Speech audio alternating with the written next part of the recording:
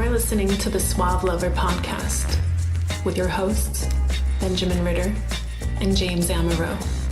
SuaveLover.com, advising gentlemen on the art of romance. Now sit back, relax, and enjoy today's episode.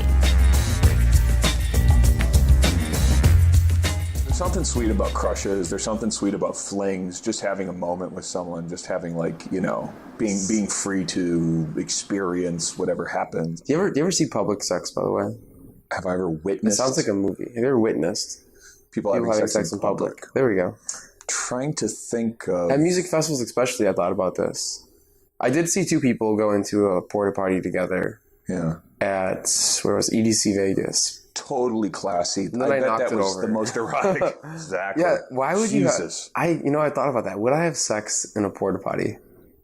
Would you have sex in a porta potty? I certainly would not. Do you know what it is? Tight, Do you know what confined. it is? Can you imagine a hot, sweaty summer festival day, humid porta potty? Everything about defecation in the company of my... No, it's... See, I think I would do it with a girl that I really didn't like. Like an ex I was trying to get rid of, and I would accidentally drop her into the porta potty muck. No, but here's the thing. I mean, having participated in public sex, but not in front of people, because it's not really a turn on for me. There's lots of clever, covert ways to have public sex in public, and it's quite fun. Have you? What's the craziest place that you've had sex with a fling?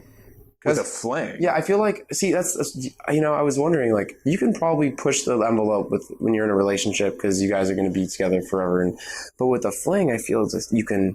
As it turns out, a bathroom, a toilet. It wasn't a porta potty, but this was. It was in the toilet. It was a giant toilet. It was in a shared bathroom. It was in a shared bathroom in a hotel in Cabo. When I was way past my prime, I was in my 30s in grad school. I went down to Cabo for spring break, and all the 18-year-old spring break vacation love. Well, yeah, and I ran into this girl, and it was like we were both like joking about what a lame scene this was. We spent the next 4 hours trying to find the seduction location, trying to get someplace where you can get some privacy. Oh, and then when I finally did get her alone, I didn't have condoms. I was so novice and new, I didn't know. I was utterly unprepared for this, and so I'm like, oh shit. So we spend the next hour after we don't wear one when you go out, like all the time. I put one on after I shower. Wear it for the day. When I shower. So, take it off. So we spent the next hour in a cab in the middle of nowhere in Cabo at like 3 a.m. Everyone else is asleep. Yeah. Public bathroom, shared bathroom. We get into it. We lock the door. We're not supposed to. We lock the door. We figure out how. And we start going out. And after like 2 minutes, she goes, stop. And I said, what? She goes, we're having sex in a bathroom in a hotel in Cabo. And I said, yeah, that really does kind of sour the mood. What happened to the fantasy? Well, that's the thing. Maybe the heat of the moment. Though, yeah, no shit. Boy, strike while the iron is at least mildly tepid. There's no substitute for a condom. It's not like, hey, let's put a plastic bag on or like a sock. And I know that there are I know there are plenty of guys out there who will just fuck raw, and that's cool and whatever. I won't do it because the fling is not worth the consequences. Yeah. I'm way too grown up for that. You should get in the mentality of like natural. Like I want you to be roofied on a couch and have someone some girl getting on top of you to have sex, and you can still put a condom on. Yeah, I know. Like, it has to be so natural. That's how it is. That's right. And surprisingly, a lot of, especially even just flings, just women that you've recently met, don't care. I think flings are wonderful. I'm all about, you're available, you're single, and you're going to mingle. I love a fling. And the thing about a fling is... Good fling is like a... Because the next night, here's the thing. The next night, I ran into this girl again. I don't remember her name. She was some nurse from California. And it was all like, oh, what are you all about, James? What is going to happen? Doesn't and I'm sound like a fling. Yeah, no, this guy's serious. Both of us were like, we should fuck some more, but she wanted some communication or something. And I'm like, wow, this sucks. That is not a fling. Right. Set the right expectations by setting them low. Set the expectation that this is going to be fun. This is going to be maybe intense. This is going to be porta potty. There you go. But this is going to be intense. This is not designed to go somewhere. This is not courting. This is a fling. I love flings, but my flings are repeat business, and I don't see the point in just having like a drunken night of spontaneous, amazing. Well, there we go. I just talked myself into it. Okay, I'm gonna go have a fling. So if I was to find a pretty girl in a bar in Michigan, I first would check that I have my condom on. In a bar, in a club, it's easy. It's easy to stage set the mood for a fling, right? Because a fling, you're really cutting out everything that could be connected to a relationship. You don't want to talk about what you're about, like that girl from the bathroom. You weren't talking about your family or about your future plans or what you're even doing tomorrow. Very little of that souls intertwining shit. Yeah. Do you think people are predisposed? They have like a pre. Well, I can tell you this. Desire for knowing where I was. I didn't have any kind of a game sort of skill, so I wouldn't have been setting good expectations. If I'm gonna meet someone for a fling, I am the uber confident, super sexual, don't give a shit guy that's just running around on emotional highs looking for the next shiny object. Yeah. But of course, giving her the attention she needs to feel confident and sexual and comfortable.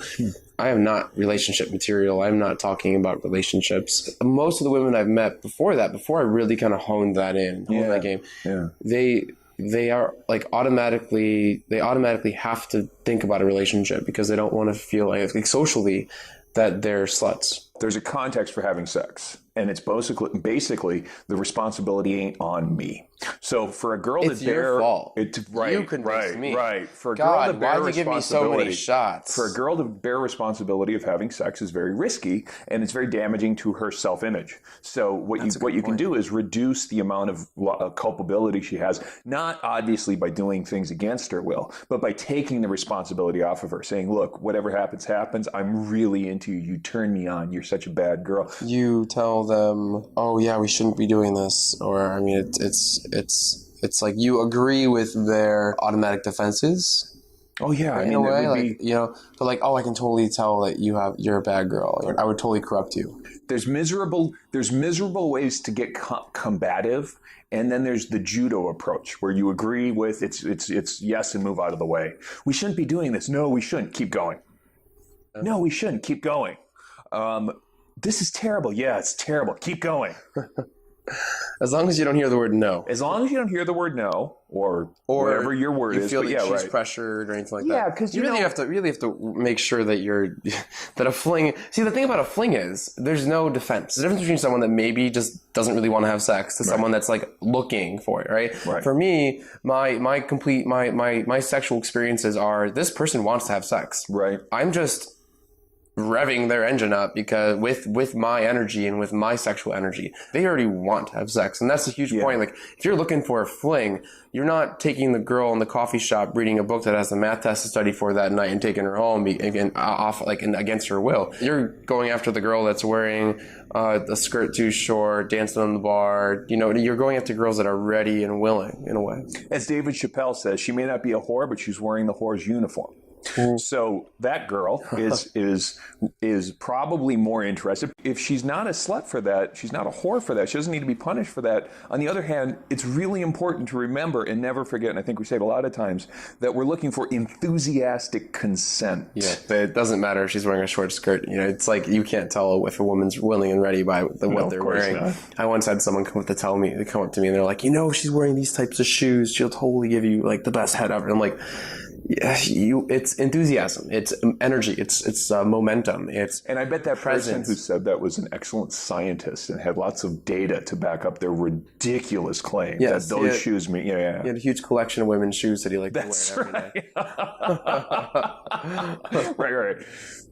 So yeah, it is that energy, it's enthusiasm, because it's just being in the moment. It's just a fling is not going to be stop and go uncomfortable.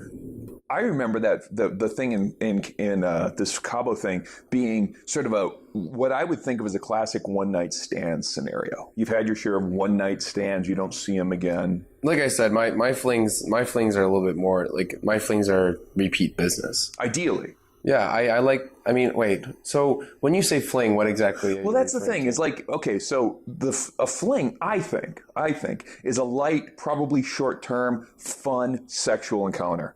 Now, it's useful because it's easy to get confused between a fling, a one-night stand, a same-night lay. Very community idea that you meet the girl and you have sex with her that night. But I can tell you this: I've dated plenty of same-night lays. When I meet a girl and we have sex that same day, that doesn't mean that I'm never going to see her again. So a one-night stand, having sex on the same day, and a fling, they're all different things. So one-night stand you never see again. Even if you dated a couple times ahead of time. Yeah, I guess. Yeah, you have sex with them once, you throw it. That's the idea. And right? are they considered a fling? I just don't know, because what I'm thinking I think they have the same components. Sure, well, that's it. And for the one-night stand, there's something really important to understand, or the fling or the same-night lay, but at any rate, a sexual sort of adventure is lots of attraction and really good logistics. And if I can say anything about anything... Not 4 hours in the cab. Not 4 hours in a cab. Unless you're really just going to go for it in the cab.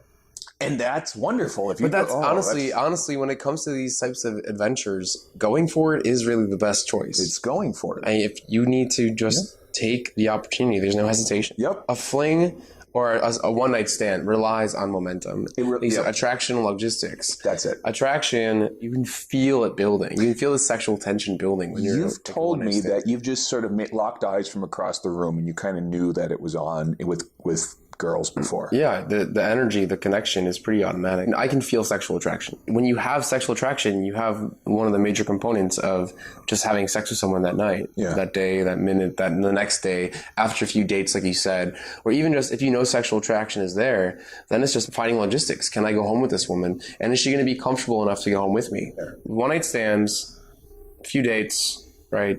Well, a one-night stand can happen on the same day, or you can date for a while and just decide the sex is no good. That's, I think a one-night stand is either you're not going to have a lot of opportunity to see each other again, or it's just not really good. Is a fling someone that you have sex with, but logistically you can't have sex with again for like 2 months? Oh, I think that might count. Again.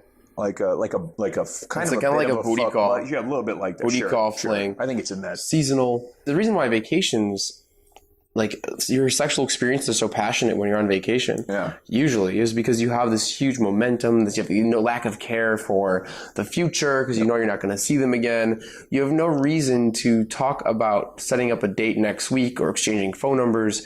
Everything that you're doing is like, I want to have sex. You're not encumbered. And I want to have sex with you, and I want to have sex tonight because I'm leaving tomorrow. You're not encumbered by your work-a-day details, like you got to get up and go to work. That's what, vacation frees you from a lot of that. That's a component, and that's something that needs to happen naturally.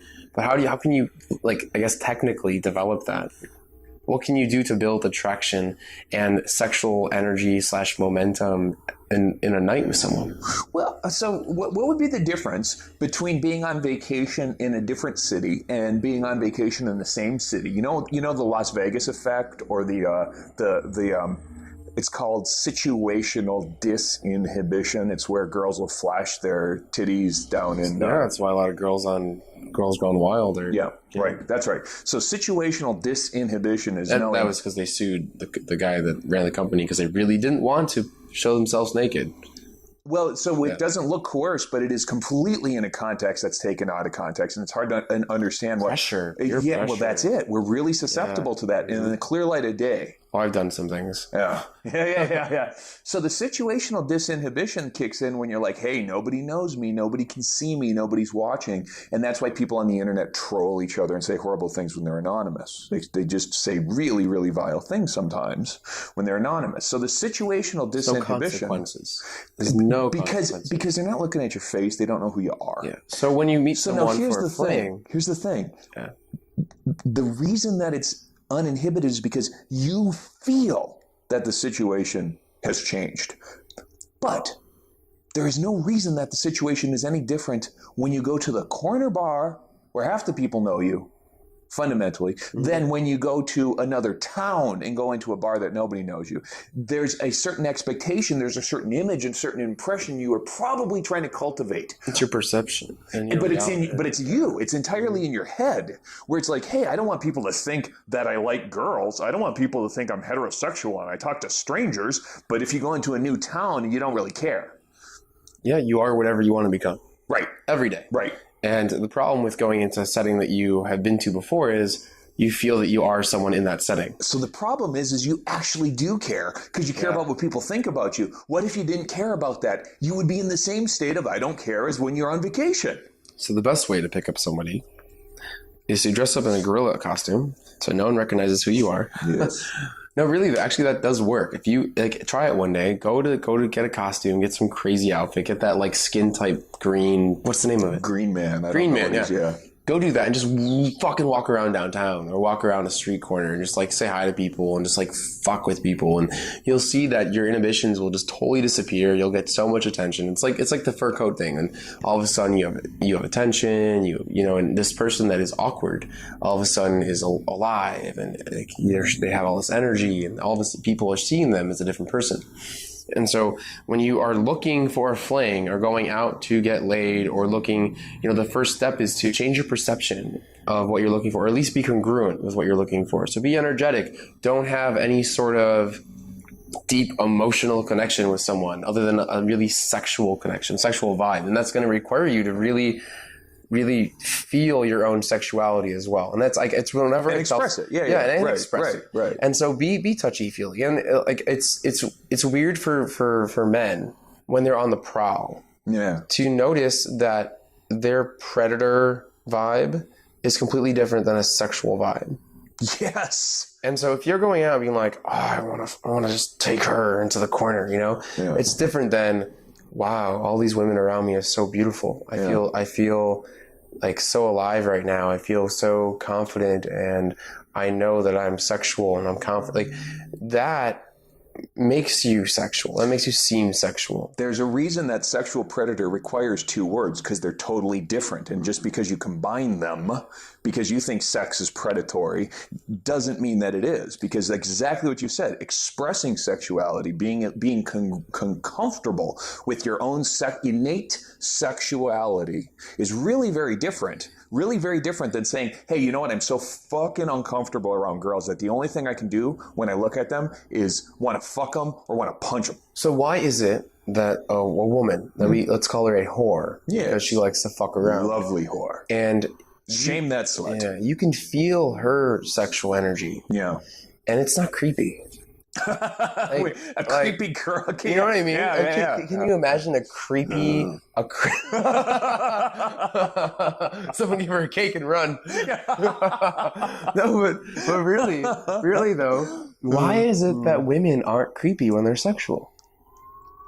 It's a good question. I don't know. No, really. But it's true, right? It's I can meet the most sexual, ugly woman, and she can be looking at me like she wants to devour my penis.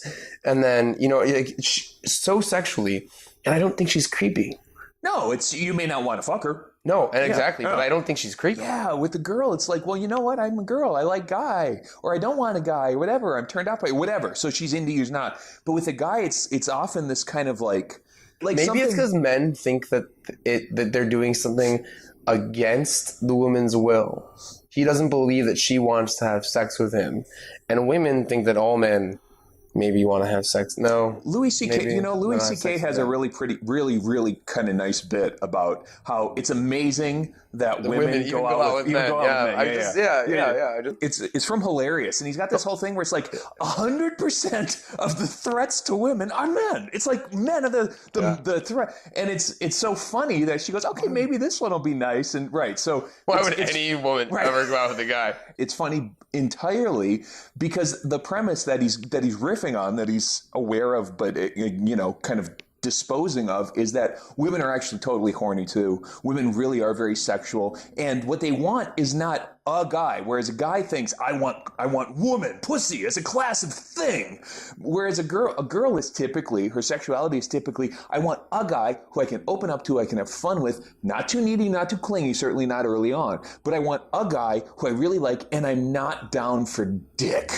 Normally, she doesn't have this abstract dick, right? Like she chooses. She has qualifiers to make. Yeah. Right. Where men is a guy. I mean, honestly, I would probably have sex. People keep telling me that when they get drunk, they get beer goggles and they could like fuck anything and whatever. And what's so funny as I've gotten older is that when I drink, I need the girl to be hotter not less hot, because I've had whiskey dick. I get tired. It's fucking late, and so it's like the girl has to be. I gotta qualify harder. You don't want to put in the work. I know what you mean. Yeah, when you get drunk, you're just kind of like, I don't really want to go home. I have to stay up for another 2 hours. That's right.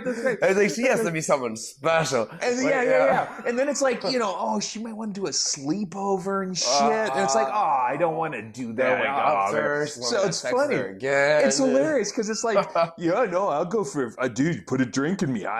Anyone's hot. I'm like, nope. That is exactly the opposite of how I experience the world. I've like coached so many guys that just are not sexual anymore. It's like once you stop having sex, I don't care about sex. Yeah. I don't really want to have sex. And I'm like, I know this is really kind of like spiritual, but you need to start thinking sexually. You need to start living sexually. Yeah. You need to be okay with your sexuality.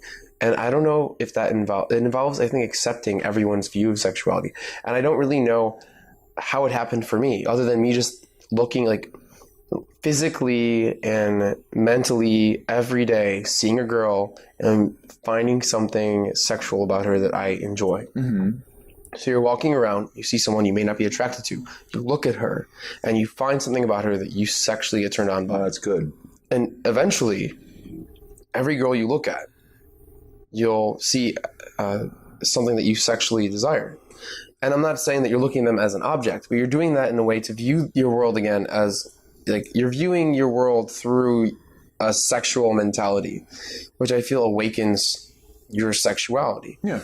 And then all of a sudden you're standing taller, you're a sexual being, you're not afraid to flirt with women around you. You can have men and women are supposed to have sexual tension. No matter what, I don't care how much of a friend you are with them. Even because I worked in Boys Town for 2.5 years. Chicago's gay community. I had sexual tension with every person that came in, because when you're a sexual person, your sexuality is just an energy that surrounds you and connects with everyone around you. I didn't feel uncomfortable. I wasn't making them feel like I wanted to have sex with them, but they looked at me as a sexual object because I was comfortable in my sexuality. Right. It's integrating sexuality to your person, and it's really easy because of your guilt, your upbringing, your lack of education, doesn't matter what, to separate them, to really compartmentalize sex. I'm only going to have sex when I'm with a girl in my bed. I'm only going to be sexual with a girl when she's in my bed, when I know I'm going to have sex. When I already know I'm not going to expose myself to rejection, because I'm going to deny the sexual element. I'm going to pretend it doesn't exist. And that lack of integration. I mean, the cat was never ashamed and embarrassed before I fixed her to put her ass in the air and meow and purr and hope a tom would come. And cats are promiscuous. Cats fuck a lot of toms to get to, after about 4 or 5 copulations, which, by the way, if you study, don't do this, but if you study cat physiology, you're like, wow, that's gonna fucking hurt.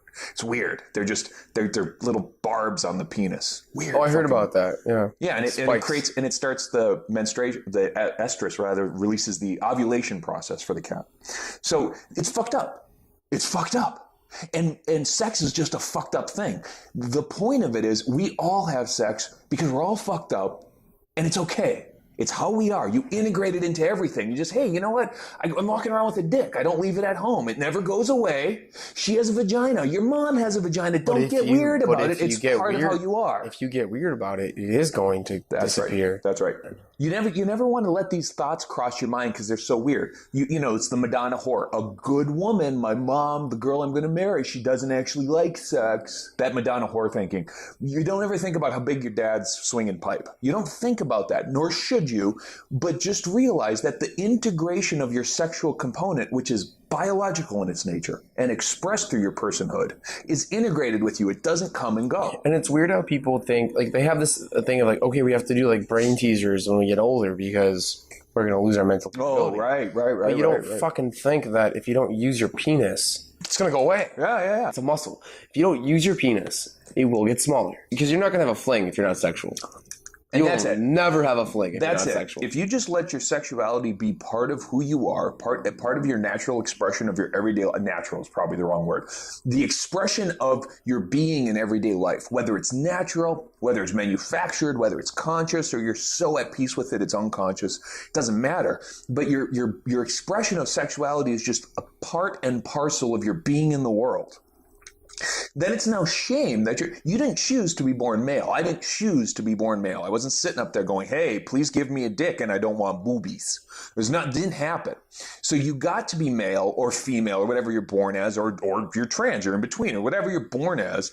And you say, look, I'm going to own this. I'm going to be okay with it. I'm not going to be weirded out, and I'm not going to let other people weird me out about it. Now, because you are male and you're sexually outgoing, you may come on too strong. You, Ben, me, James, may come on too strong for some girls' tastes, and that's fine. That is okay. In that case, there's just simply not a market going to clear. There are girls who are going to say, hey, you know what, that's too much. And you're screening for someone. I love that someone told me the other day, they're like, wait, if we're not together, then why would we have sex? And I'm like, because if we don't have sex, I'm going to have sex with somebody else. Yeah, right.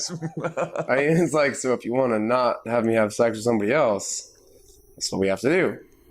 I had a friend ask me actually yesterday. Yeah. She said, if a guy only invites you over for sex, and you've had sex with him before, does he want anything else? Should I think that maybe he wants something else, or should I just think that he just wants sex? If he's not doing anything towards building a relationship with you, you're not having conversations, not calling you, he's texting you, not even in the middle of the night, just during the day, and you just go over and have sex, you have a purely sexual relationship. You have a fling. No. And even if it's long term, you have a fling. You said, I know, but I feel like maybe he wants more. As much as you try as well in your flings and your relationships to just make them purely sex, if you're a good guy and they enjoy your company, people may eventually see you as relationship material. This is what happened to her.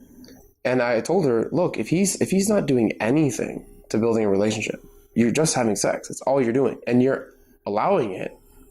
You're giving him the perception that you are just a fling, just a sexual booty call.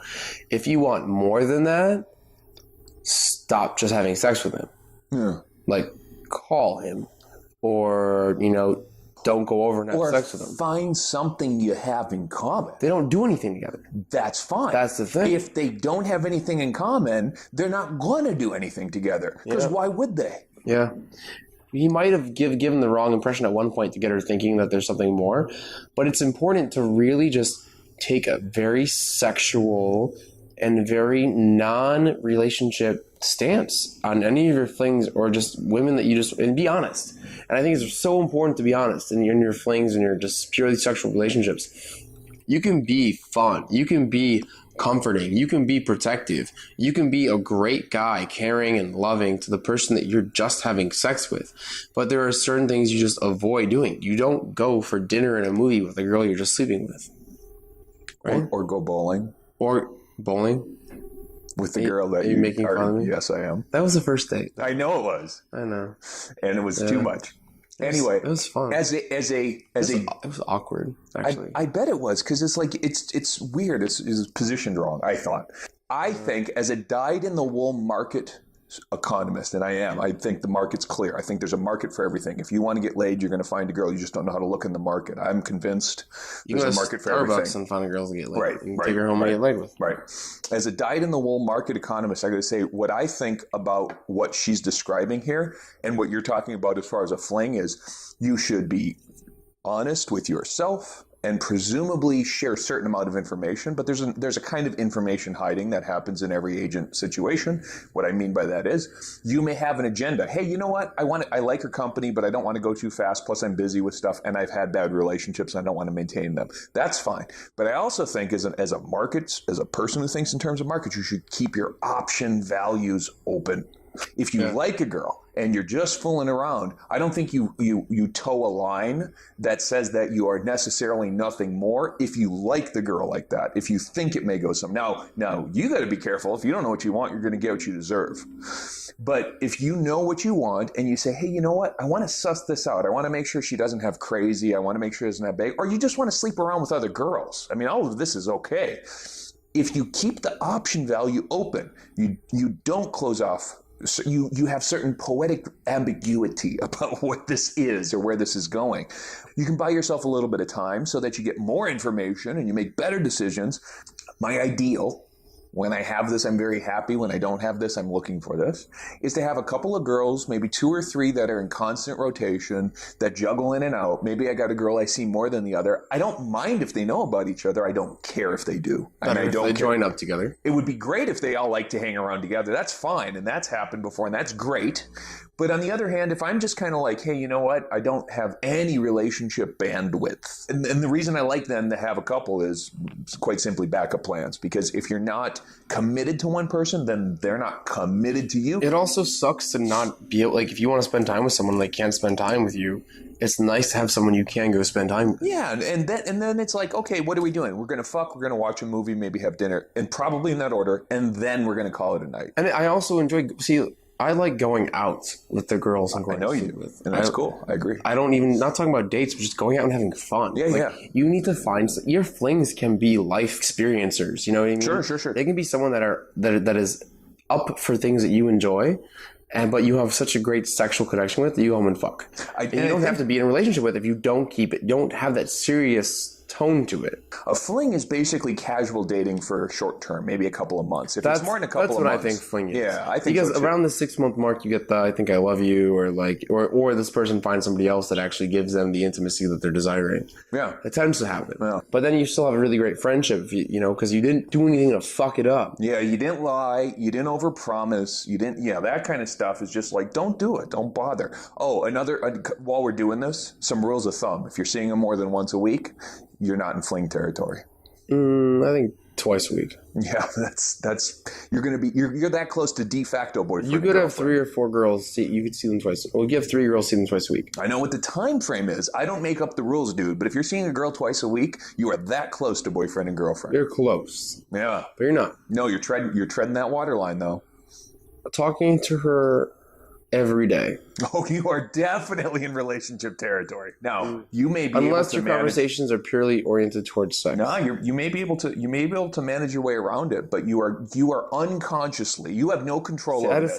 This is not in your field of jurisdiction. I just like that. Yes, because you know what happens, and this is honestly, I throw my hands in the air.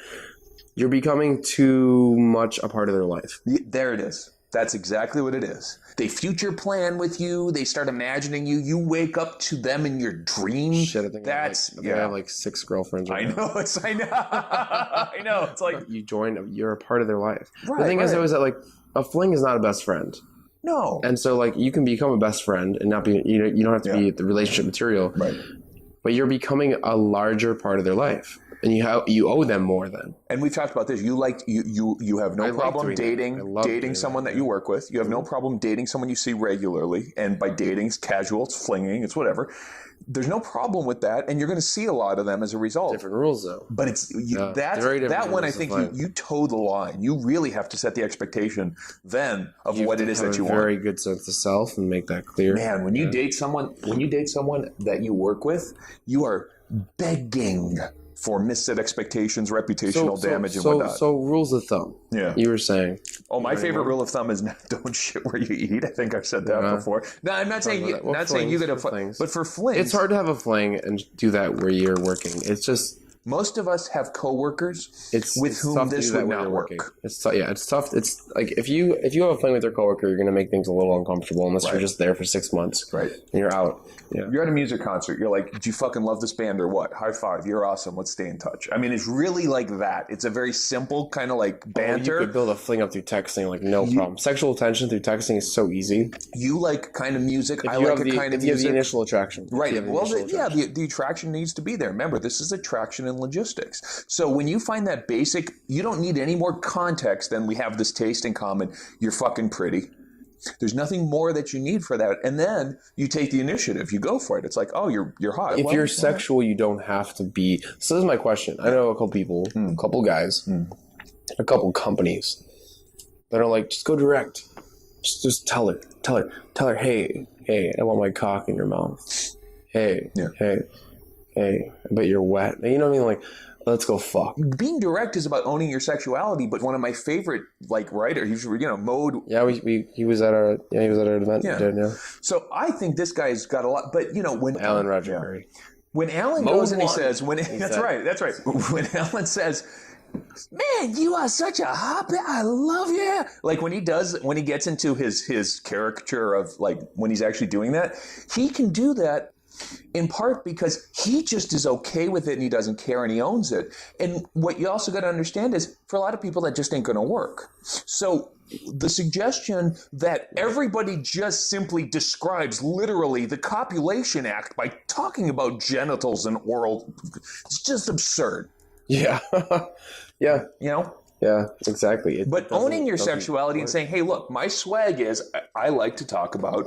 But if I go up to a random girl who doesn't know me and say, I really want to lay you down and shove my cock inside you and fuck you in every way possible. Right. That's different than me walking up being sexual and them just knowing that they want to have sex with me. And that's and that's the whole point. You can be tactful and you can be extremely direct and extremely sexual. And you're like, you're just really, really hot. I don't know what it is. You're like... Yeah, and not be crass. And not be crass. And you can you also have the right to be crass whenever you like. Just remember, there are plenty of times where it'll work against you. Yes. And it tends to work less more than...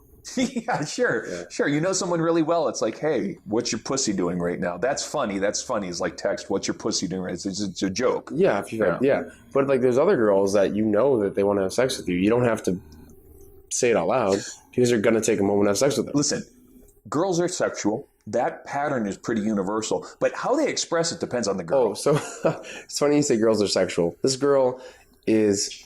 killing me, and I'm not invested. I'm seriously not invested at all. It's funny, I deleted her number because I have like a rule. If they just play games or they don't contact me back or they take too long or they don't give me what I want, I don't want them in my life. I don't want to give them any sort of attention because it's just not going anywhere. And there are going to be women that things just won't work out with for a variety of reasons. They're married, they have a boyfriend, or they're not interested. They have different things going on in their life. Whatever. If I see them out, and I will, I'll see them out. Right. Because I get out there. I'm not sitting at home. And right when I deleted her, she texted me. And it was just like, fuck. Just like, she'll be in front of me and I'll be dancing. And she'll be like, please don't do that. God, I want you so bad. Oh my, like, I don't do that. Like, you're so bad. I can tell you're just so bad. Like, she'll just show me that she wants me sexually. She'll say it out loud and she'll come near me. Yeah. But she'll just be so afraid of me.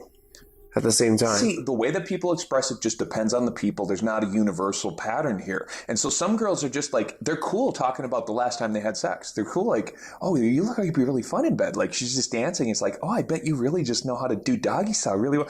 Then there are some girls for whom, while they would let that thought cross their mind, it would be such a violation of how they are or who they are. Oh, they'd be so afraid of you. Say it. They'd be afraid of you. Yes. Well, and themselves. It's like when the girl says, you're bad, you shouldn't be doing that. What she's saying is, what you're doing doesn't agree with how I think things are supposed to play out. Something needs to give. So you take the pressure off of her. You're like, hey, you know what? We're dancing like this. You don't have to do bad things. You let me do the bad things. So you take the pressure off of her, or you don't talk about the sexual part. Like, hey, I really want you to put fucking your cock in my mouth. Yeah, especially with those types of girls. And those girls can be great in bed, be great flings. So, look, if a girl is just like, hey, you know what? I'm sexual. I'm cool with my sexuality. It's no big deal. These are pickup terms. The deniers are going to be the ones who are like the good girl, even though they got a bad girl side. You don't want to be too explicit. You want to tease it out. You want to encourage it. You want to encourage the sexual side. And then take the responsibility as well. In all cases, take responsibility. You have to always lead. Yeah. A lot of people would just say, well, so a stripper must be a justifier, right? No. There's plenty of girls who are in sex work or whatever, but they just get... Here's what you want to understand. Sex is money for them, though, too. The language in which you articulate, which you communicate, will be a turn on or a turn off. It's just that simple. You have to match who you're dealing with. Yeah. That's it. So for some girls, talking about sex is a turn on. Girl, I would do the dirtiest shit. Oh, yeah, tell me what you do. That's a turn on for her. For some girls, talking about sex is a turn off. There are some girls who are just like, I have all these things that I want guys to do to me, and I can't ever say them, and I hope someday Prince Charming figures it out. And I feel bad for those girls because I'm a big communication nerd. So I'd much rather talk about it and kind of plan it out. That's my preference. But boy, there are plenty of times where it's like the girl just wants it to happen automatically, and I feel bad for that girl. It's going to be tough. It's so strange. I've met girls that I will take home on the first date and have sex with, I will text them something sexually and I will never get a response. Yep. I'll talk to them about something sexually and they'll close off. And it's because women have just this internal, men and women have this idea. Some people just have this idea that sex is bad and they can't verbalize that they want it. Or they want you, or they want certain things to happen to them. It's important for flings because you have to know who you're dealing with. Well, you're going to have to calibrate. You're going to have to keep the attraction high. And then if all of a sudden you're like, ooh, this is in the bag, all I got to do now is start telling her how much I want to eat her out. But different women require different strategies. Now, you play the odds. You're out at bars. If you just skew to the population of down to fuck girls and you say, hey, the universal principle is when a girl is down to fuck, you fuck her. Well, there's no big insight. Can you take a friend and make them a fling? Yeah, you can change what your status is with the girl but you got to be real careful. Why would you want to? I mean, there's reasons to do some of these things, and usually the best option is to find. How do you say this? Do you know what? You know how to soup up a car? You change the fuck out of it. You mod the car. You soup it up. Try not to soup up girls. Try to get the girl that's the way you want Ready it. to go. Ready to go. There's enough of them. There's enough of them. There's way too many of them. Don't bother buying one to a fixer fucking upper. Yeah. Just don't do that. So if you got a friend who you find, hey, I bet she's good in bed, I bet you're right. There's probably about 40 other girls in the same room who are good in bed too. Get yourself a nice fling. And if you don't have a fling, make friends with her you've friends. never had a fling, if you haven't had your one night stand, you haven't had your same night lay, and you've been in a relationship for 8 years. And you're out of it. Or you're out of your relationship now. And, go have some fun. Yeah. Happy summer. It's time to live it up. And the first step to that is becoming okay with your sexuality. And the last step to that is never calling her again. While you still have your condom on. You have been listening to the Suave Lover podcast. Visit suavelover.com to become the kind of man that women crave.